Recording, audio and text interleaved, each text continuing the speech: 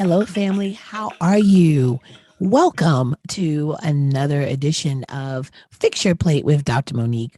I am your host, the physician in the kitchen, Dr. Monique, and I am a board certified family physician.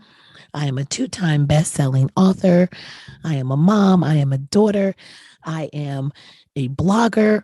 I am a social media influencer. I'm a sorority sister. I'm every woman. But thank you for stopping by. I really appreciate you spending some precious moments with me this fine Saturday morning. We are heading into Labor Day weekend, or we're in Labor Day weekend, right? The last official weekend of the summer. So I hope that your summer was all you wanted it to be, whether it was full of travel, whether you picked up a new hobby, whether you, I don't know, dropped a kid off at college like I did, whatever you wanted it to be, whether you did nothing, whether you just sat around your house or took a staycation, maybe explored the city that you live in, right? Have you looked at airfare prices lately? My goodness. So, whatever it is you wanted to do this summer, I hope you did it. And if you didn't do it, that's okay because maybe you'll do it next summer or sooner. It's up to you. So I know how precious time is. So we're going to get in and we're going to get out and get on with our day. But I wanted to just to welcome you, right? Because we've been having some really great shows. I really appreciate you all tuning in. Listening to what I have to say, because like, why listen to me? Like, why should you stop what you're doing and listen to me? Well, like I said, I am a two-time best-selling author, and my newest book is Doc Fix My Plate: The Physician in the Kitchen's Prescriptions for Your Healthy Meal Makeover. You can get your copy at docfixmyplatebook.com. But in the book, we talk about all kinds of ways to go vegan, plant-based, whatever you want to call it. And that's what we talk about here on the show. So some of this stuff, if you like what you hear and you want to learn more, you really need to snag your copy of that book, docfixmyplatebook.com. You also need to follow me on social media at Physician in the Kitchen on all platforms. So today we are going to talk about how to decode or decipher food labels. Yeah. I see you nodding your head. We're going to get into it because, this may not apply to you, but if you're like a lot of people, do you ever pick up a package, a box, a bag, whatever your food comes in and look at the back of the label and try to figure out just what the heck all those numbers mean? Do you ever wonder if the healthy claims that they're making on the front are really true? And are you really, doing better for yourself by eating this versus that? If you've answered yes to those questions, then, this show and the next show we're going to talk about it too are definitely for you. Today, we're going to focus more on how to read the back of the labels. But in a future show, we're also going to talk about what do all those things mean when you see it says organic or vegan or healthy or low fat. So that's a topic for a whole nother day. We want to give all the front its due diligence as well. So today we're going to focus more on what's on the back of those labels, what those labels are on the back of your foods. So, here's a little plug for going plant-based, right? Because when you eat fruits and vegetables, guess what? There's no label. There's nothing to decipher. The only label that might be on it is a little label that tells you what kind of apple it is, right? A Fuji versus a Pink Lady versus a Red Delicious, right? You peel that off, wash it, go on your way. But when you get packaged and processed foods, they have to tell you what's in there. So we're going to talk a little bit about what all those numbers mean and what some of those big chemical words, right? Some of the words that are in our food, it's like flashback to chemistry class. And yes, I'm a doctor, but I'm gonna be honest with you. Can I share my truth with you all? I feel like we're friends. I feel like I can share my truth. I hated chemistry class, all of them. So nothing but the grace of God that I got to get to that MD, because chemistry was trying real hard to make that not happen. So when I tell you some of those, labels, the words on the back of a food label make me think of chemistry class, please believe that's not a good thing. It gives me, a little bit of PTSD.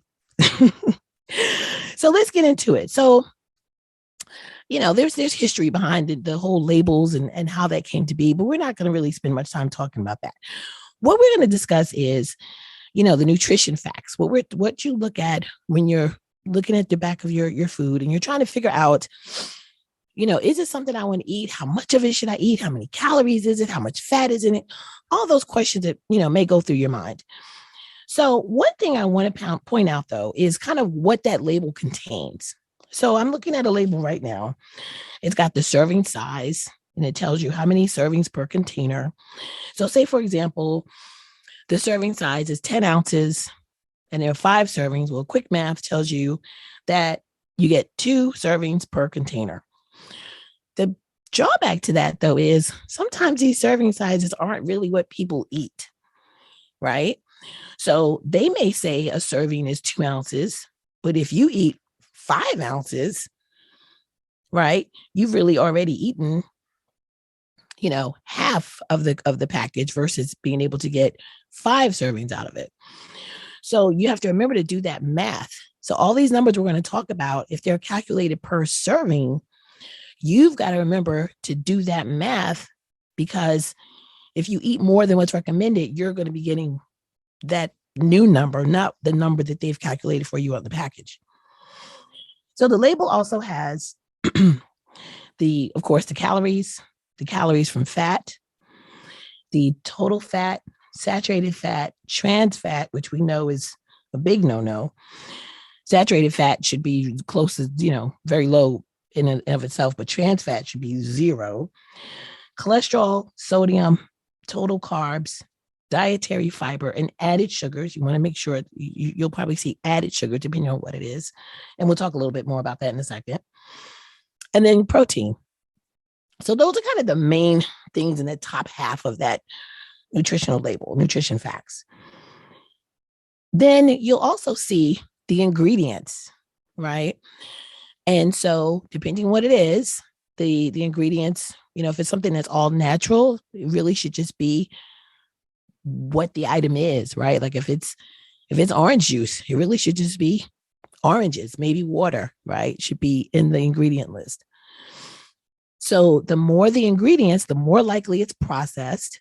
And keep in mind that the order is descending. So in other words, the top item is what's in the highest amount in that food, and then it descends or decreases as you go down the list.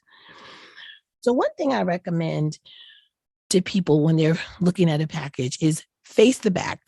Once you look at the front, you see what it is, go ahead and really look at that back label, because that's where that's where that information that you really need is really going to be. So that's where we are. That's what we're talking about. And remember, as I mentioned, you want to pay attention to the serving size. And here's a perfect example. I realized or discovered this several years ago. I'm not a big soda drinker, but when I do drink soda, I like, Sprite, 7-Up. So what is it? I guess the 20-ounce bottle, not the can, but the plastic bottle, not the 2-liter, but the quote unquote, what people probably think of as a single serving bottle, is about 20 ounces, I believe. Well, again, if you drink that whole thing, most people would call that one serving. But if you look at the back of the bottle, they actually consider that bottle to have 2.5 servings, 2 to 2.5 servings. The last time I checked, it was like 2 to 2.5 servings. Well, guess what? If the calorie count is 200 calories per serving, and the bottle tells you there are 2.5 servings in there, quick math tells you just drank 500 calories, not 200. So please, please, please be careful. Make sure you take that factor into account. And, liquid calories count. Don't be fooled. Though for those of you who like the certain, coffees in the morning or throughout the day, I'm not mad at you, but I'm just letting you know, for me, I prefer to eat my calories versus drinking them. So that if you're really trying to cut back, if you're trying to figure out where your extra calories are during the day, don't forget what's in that cup counts if it's anything other than water. So anyway, now let's talk a little bit about sugar, because that's of course a big thing, right? We know obesity is on the rise and diabetes and things like that. So what about sugar? What should you be looking out for? Or when you're looking at a label, what does that mean? because it can go by different names. For number one, it may not just say sugar. And we're going to go through a brief list of some of what those names are. But there's natural sugars. Pretty much anything we eat is going to have some natural sugar, whether it be fructose or glucose. Those are found in our fruits and vegetables, or lactose, which is in milk. But when you get into the added sugars, so those are sugars and syrup, things that they put in during the processing or packaging of the food. And you'll see this more in your sugary drinks like sodas or sweet tea. If you're in the South, you'll know what I'm talking about. Coffee, fruit drinks, candy, things like that. Desserts, things that are high in sugar are going to have added sugar, not rocket science. So when you're looking, at the list of things, kind of what foods to avoid, or what kind of ingredients is what I should say. What kind of ingredients? Sugar can hide out, okay? And I mean, I think, most people know, obviously, high fructose corn syrup is kind of a no-no. But things like it can be in the form of cane sugar, raw sugar, corn syrup, other types of corn syrup. We've talked about fructose, glucose, so those are some naturally occurring sugars. But you want to be careful when that added sugar, if that number under added sugar is pretty much anything other than 0, you want to just give it some consideration. Okay. And remember too that and this is going to be under the carbohydrates. Let me make that clear. This is going to be under the carbohydrate section of the label. And that's going to include your fiber as well, because fiber is considered to be a good carb. We talk about good carbs, bad carbs. Basically, in a nutshell, the more complex the carb is, the better for you. So that's why we talk about whole wheat and unprocessed things like rice and grains, things that are not processed, that are more closer to their natural state, because those are things that your body has to break down to release the sugar, and it's better for your body. So just remember, not all carbs are bad, despite what some people may tell you. Not all carbs are bad. They're a great fuel source, but it's the quality or the type of carb that you're getting that you want to be aware of. So we're going to take a quick commercial break and come back and talk a little bit more about that other ingredient that's in labels that some of us see, we just don't think we can live without it, and it's salt. We talked about sugar. Now we're going to talk about salt. So let's see you back on the other side of the commercial. This is Dr. Monique and Fix Your Plate.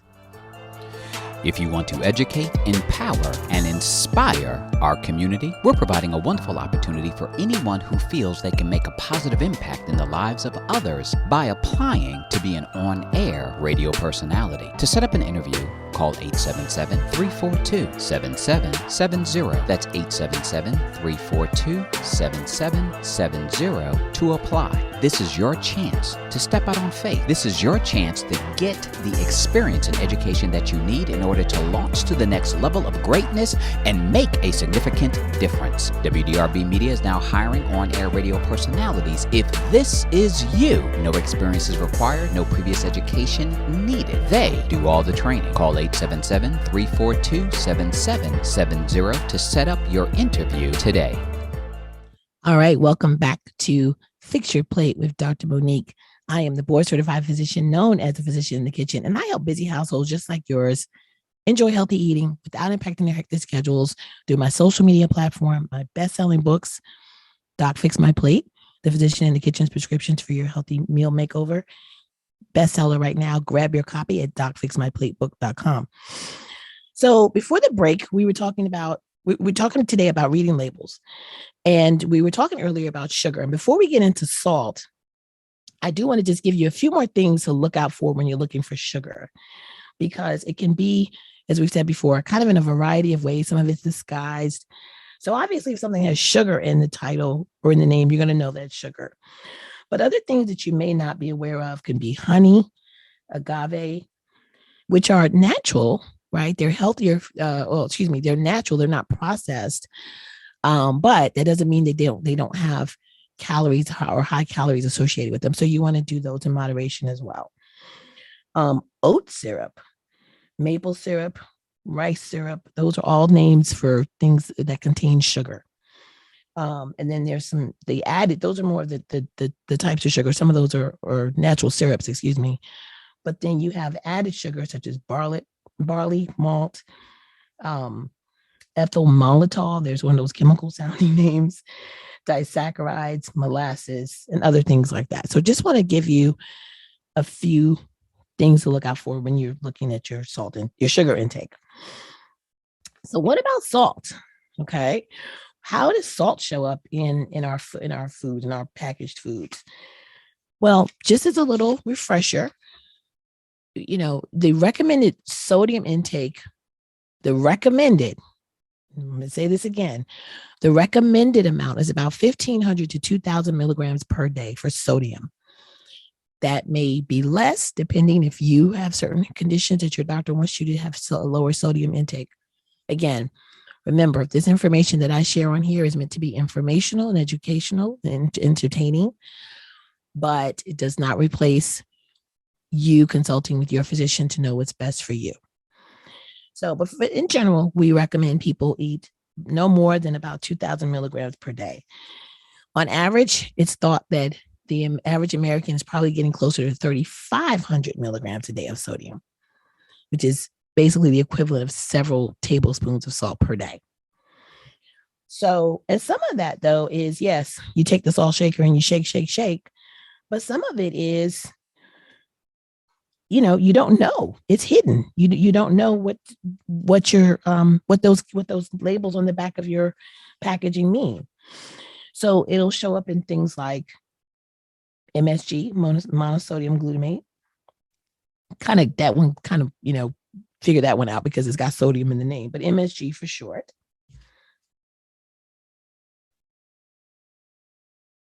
You may also see words such as sodium citrate, sodium alginate, sodium phosphate. Also keep in mind that there's also salt and things like baking soda and baking powder. So these things can add up depending, particularly if they're in the first few ingredients of whatever it is that you're buying. So, a good rule of thumb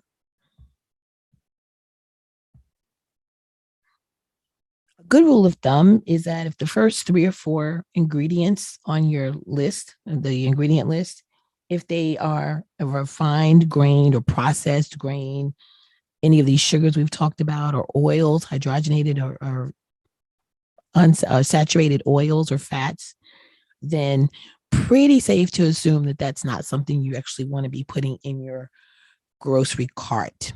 Okay. So we've talked about salt. We've talked about sugar.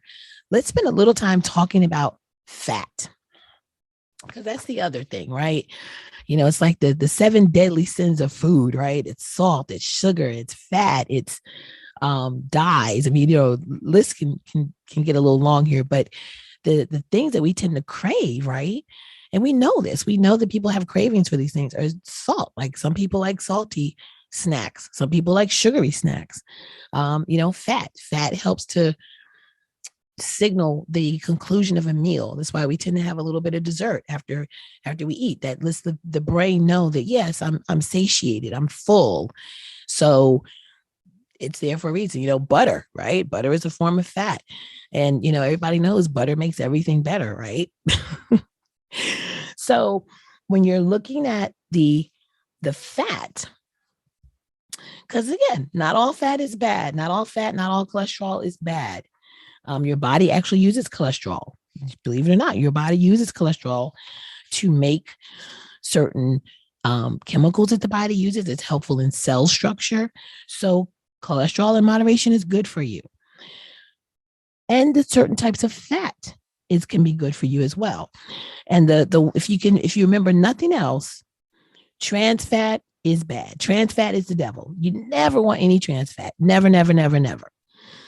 Trans fat plays a role in chronic disease formation, inflammatory conditions.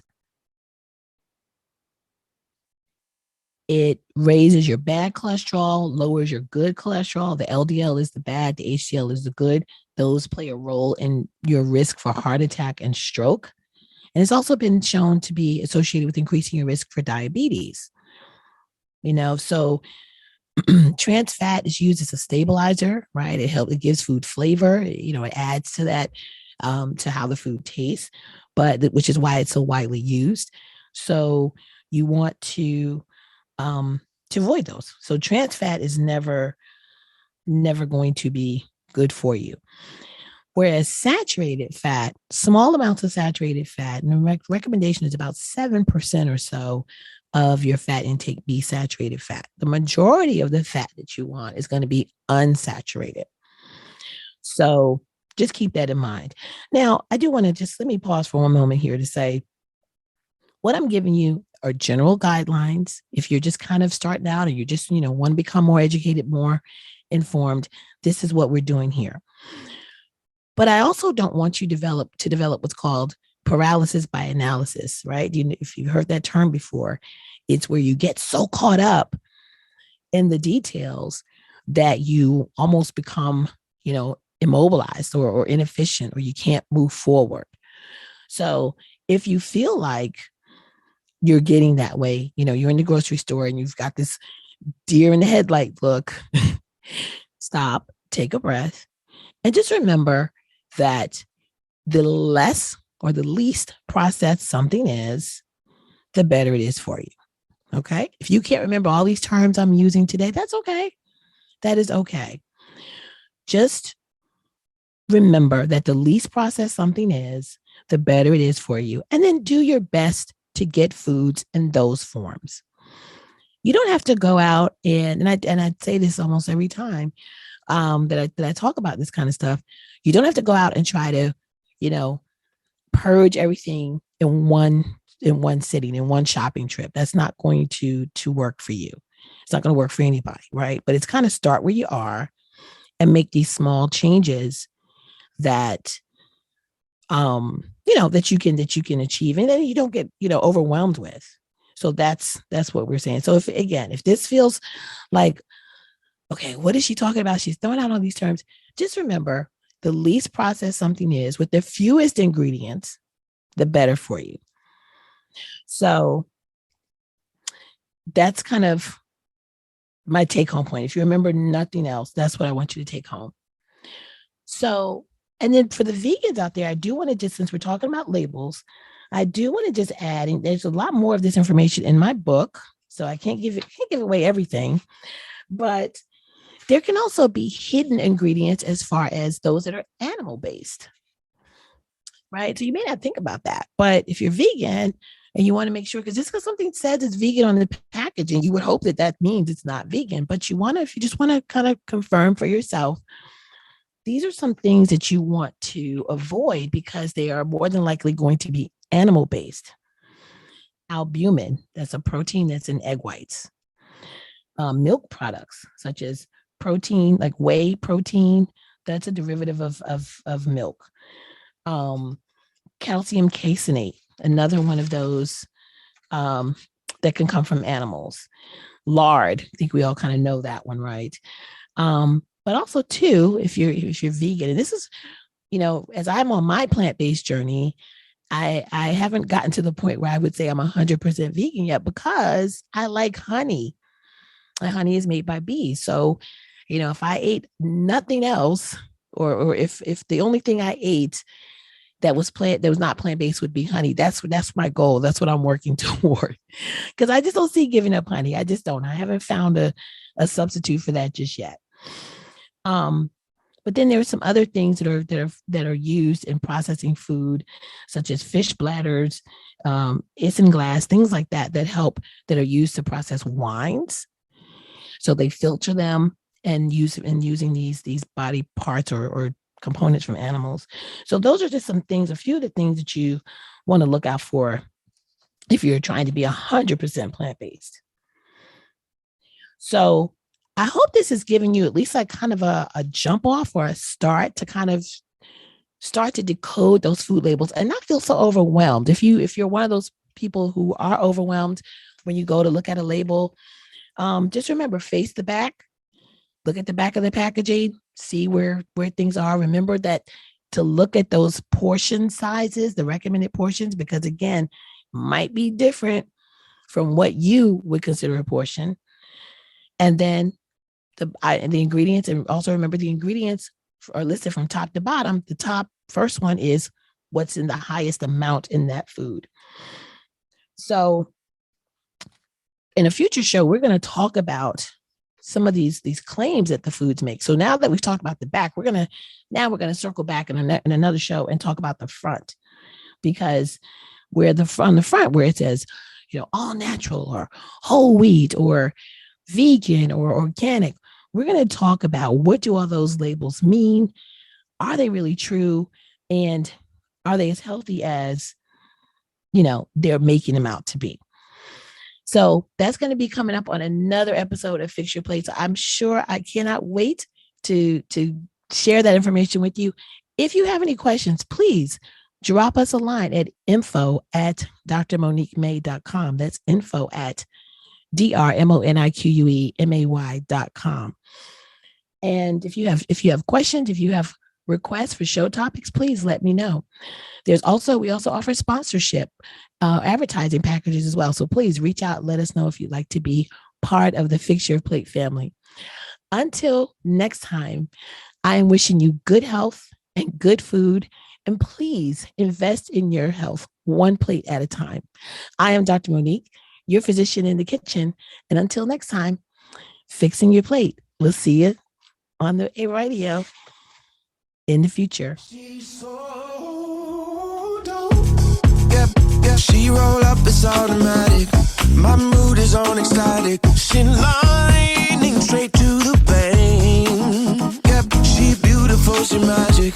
She chemical reactive. I'm burning out in her flame. Late nights, low lights. Oh my, I'm about to die. Roller coaster, and I want that ride. She's so dope.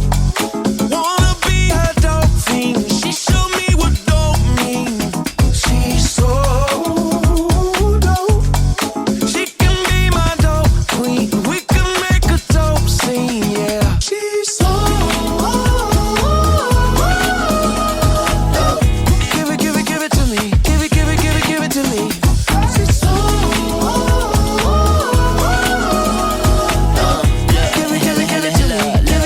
give it to me. Hella glam on the gram, let me see you in person. Can you take away the pain like a pillar of perk 10? Pertinent information, read first before taking the potent medication prescribed by the prettiest ladies. You give me lows and highs, but you're killing me, baby. You know I'm crazy, I ain't had no education. And at the day's end, I'm still chasing and racing to get that first taste again. It was amazing. And now I fiend for a foreplay, sexual relation. She know the bombs, C4, get to the station on the intercom. Tell everybody I'm somewhat naked, sweaty, stankin', shaking. Take me in the outpatient, because the way I'm tripping out is kinda outrageous. I need it now, baby. Cause I'm addicted to your smile like a flower that grows in the wild in Colombia that paid Pablo. She's so yeah, y'all know. dope. Wanna be a dope fiend. She showed me what dope means. She's so dope. She can be my dope queen. We can make a dope scene, yeah. She's so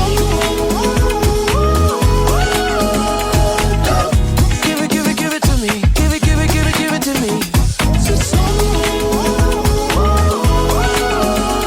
dope. Give it to me. Give it to me. She roll up, it's automatic.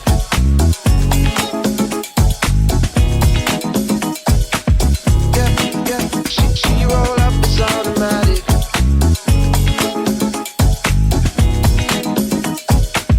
Yeah. She roll up, it's automatic.